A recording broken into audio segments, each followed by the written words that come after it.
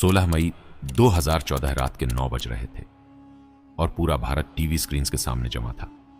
Election results आ रहे थे और हर नया नंबर, हर नई सीट एक ऐसी लहर की कहानी कह रही थी जो भारत ने 30 साल में नहीं देखी थी। 282 अकेले बीजेपी को, बिना किसी के सहारे, बिना कोalition की बैसाखी के। और उस रात एक चाय बेचने वाले के बेटे ने दुनिया के सबसे बड़े लोकतंत्र की कमान अपने हाथ में ली। उस रात किसी ने नहीं सोचा था कि यह सिर्फ एक इलेक्शन जीतना नहीं था, यह एक युग का जन्म था। और हर युग एक दिन खत्म होता है। नरेंद्र दामोदर दास मोदी, वडनगर, गुजरात का एक छोटा सा शहर, एक चाय की दुकान, एक लड़का जो सुबह उठकर चाय बनाता था, ट्रेन्स में बेचता था, जिसके घर में ठीक से खाने के भी लाले थे। उस लड़के ने घर छोड़ा, आरएसएस की शाखाओं में गया, पहाड़ों में भटका और फिर धीरे धीरे गुजरात की राजनीति में उतरा। 2001 गुजरात के मुख्यमंत्री बने। उस वक्त जब पार्टी को एक क्राइसिस मैनेजर चाहिए था।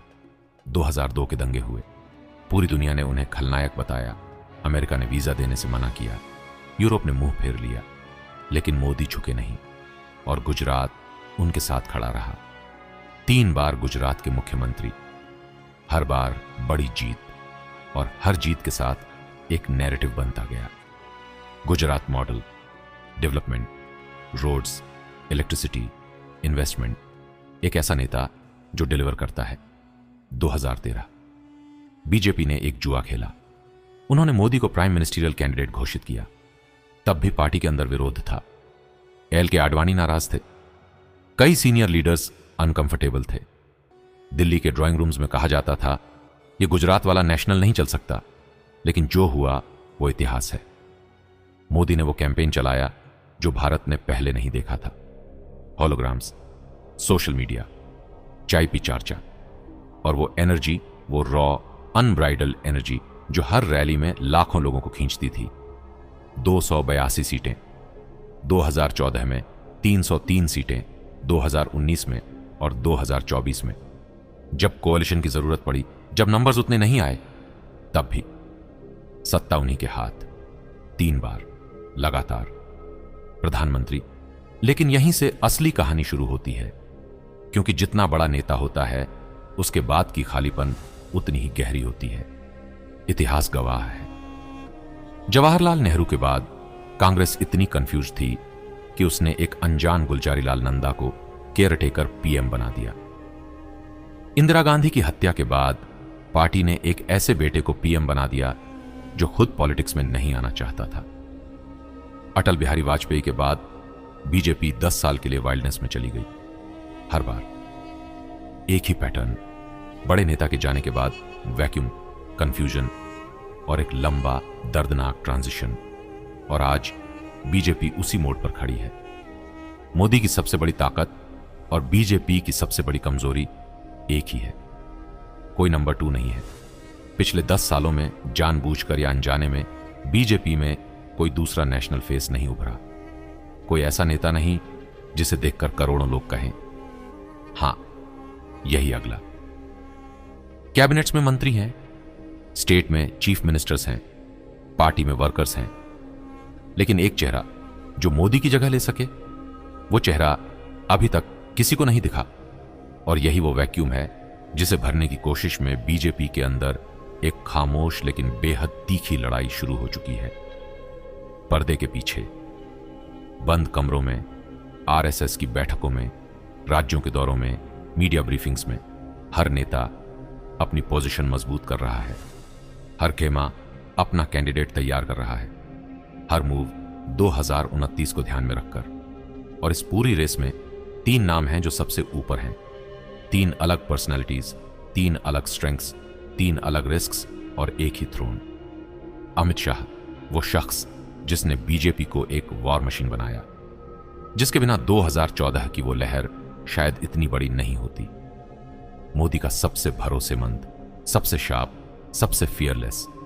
लेकिन क्या एक बैकरूम स्ट्रेटेजिस्ट, एक मास लीडर बन सकता है योगी आदित्यनाथ, यूपी के वो मुख्यमंत्री जिन्होंने वो कर दिखाया जो दशकों में नहीं हुआ था? 200 मिलियन लोगों के राज्य में लगातार 2 बार जीत, एक ऐसा ब्रांड जो मोदी से भी ज्यादा अनकंप्रोमाइजिंग है।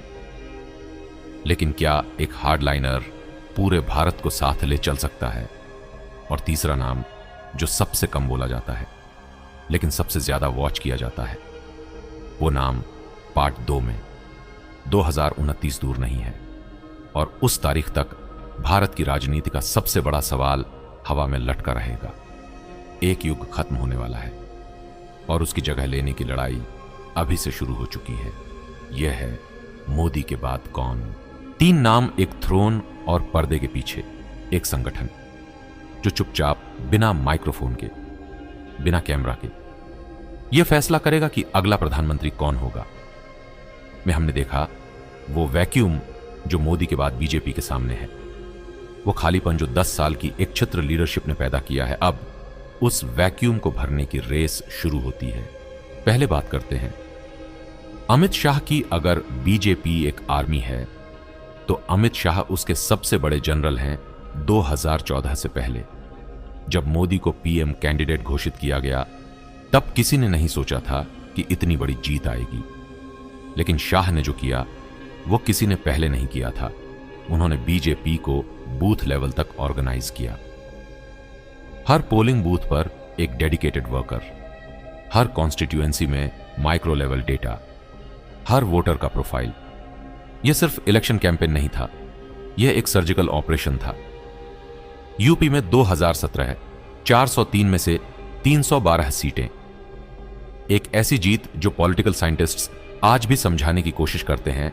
होम मिनिस्टर के तौर पर आर्टिकल 370 हटाया, वो काम जो दशकों से बीजेपी का ड्रीम था।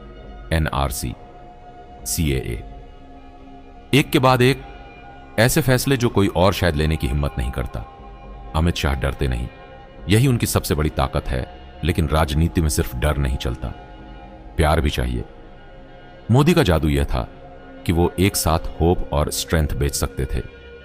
एक तरफ सबका साथ सबका विकास, दूसरी तरफ सर्जिकल स्ट्राइक्स। अमित शाह का इमेज एक एनफोर्सर का है, एक फिक्सर का, एक ऐसे इंसान का जो काम करवाता है लेकिन जिसे गले नहीं लगाया जाता। और भारत का वोटर अपने नेता को गले लगाना चाहता है। 2029 में अमित शाह के सामने सबसे बड़ा चैलेंज यह नहीं होगा कि वो कैपेबल हैं या नहीं, वो हैं। चैलेंज ये होगा कि क्या वो करोड़ों लोगों के दिल में वो जगह बना सकते हैं जो अभी सिर्फ मोदी के पास है। अब आते हैं योगी आदित्यनाथ पर। अगर बीजेपी में कोई एक नेता है जो जेन्युइनली मोदी की परछाई से बाहर खड़ा दिखता है तो वो है योगी। वो मोदी के क्लोन नहीं हैं, उनका अपना ब्रांड है, अपनी अलग आइडेंटिटी, गेरुआ वस्त्र, तीखी जबान और एक इमेज कि जो कहा वो किया। यूपी में 2017 में जीते, एक ऐसे राज्य में जहां किसी सीएम ने 15 साल से दोबारा सत्ता नहीं देखी थी। 2022 में फिर जीते। लगातार उनके सपोर्टर्स कहते हैं योगी ने यूपी बदल दिया। बुलडोजर पॉलिटिक्स, माफियाओं पर कार्रवाई, लॉ एंड ऑर्डर। एक ऐसा राज्य जो कभी जंगल राज के लिए जाना जाता था, वहां इन्वेस्टर्स आने लगे और उनका हिंदुत्व ब्रांड अनकंप्रोमाइजिंग है। वो कभी नहीं झिझकते, कभी नहीं पलटते। यही उनकी ताकत है, लेकिन यही उनकी सबसे बड़ी लिमिटेशन भी है। भारत एक डाइवर्स देश है, 28 स्टेट्स, सैकड़ों भाषाएं, अलग अलग कल्चर्स, अलग अलग आइडेंटिटीज। एक एग्रेसिव हिंदुत्व फेस यूपी में जीतता है, लेकिन तमिलनाडु में, केरल में, वेस्ट बंगाल में, नॉर्थ ईस्ट में आरएसएस ये जानता है, बीजेपी स्ट्रेटजिस्ट्स ये जानते हैं। और इसीलिए योगी का नाम जितनी तेजी से उठता है उतनी ही तेजी से कुछ कमरों में खामोशी भी छा जाती है। एक और बात, योगी और मोदी के बीच का रिश्ता पब्लिकली कॉर्डियल है, लेकिन पॉलिटिकल सर्कल्स में खुसुर पुसुर है। 2 स्ट्रॉन्ग पर्सनैलिटीज, 2 अलग विजन्स। एक ही पार्टी क्या आरएसएस दोनों को एक साथ मैनेज कर सकता है? यह सवाल 2029 से पहले ही जवाब मांगेगा।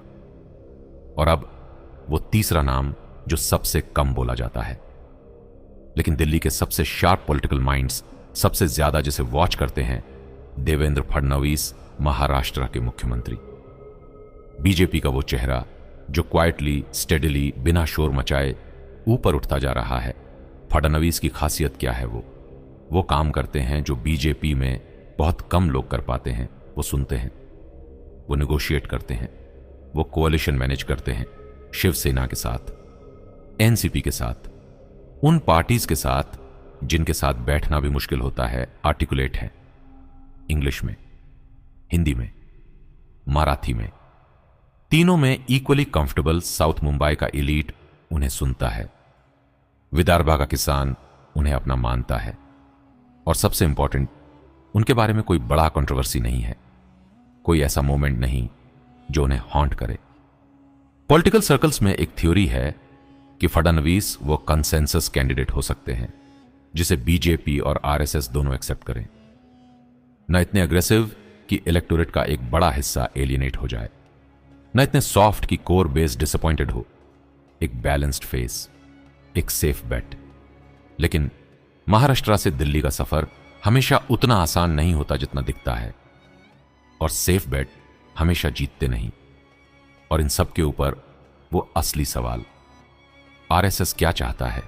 राष्ट्रीय स्वयंसेवक संघ, वो संगठन जो बीजेपी की असली पेरेंट बॉडी है, जिसके बिना बीजेपी का कोई बड़ा फैसला नहीं होता, जिसने मोदी को बनाया और जो मोदी के बाद भी यहीं रहेगा।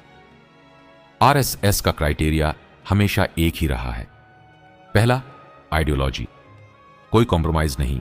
दूसरा, संगठन, पार्टी को मजबूत करे, कमजोर नहीं। तीसरा, जीत, क्योंकि ऑपोजिशन में रहकर कोई एजेंडा इंप्लीमेंट नहीं होता। और इन तीन क्राइटेरिया पर तीनों नाम अलग अलग स्कोर्स करते हैं।